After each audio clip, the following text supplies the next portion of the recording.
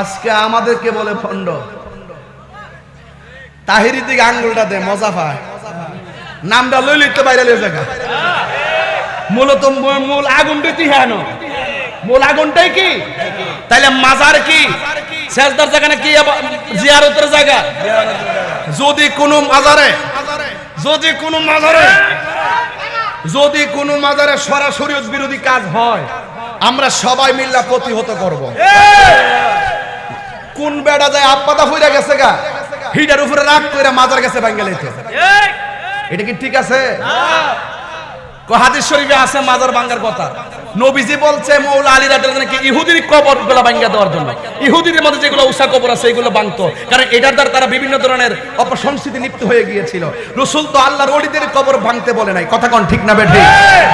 এক জায়গার ওয়াজ আরেক জায়গায় লাগায় দেয়, এই সমাজটার ভিতরে ফেস লাগায় দেয়। আর এই দেশে ইসলাম আনছে আল্লাহর ওলিরা।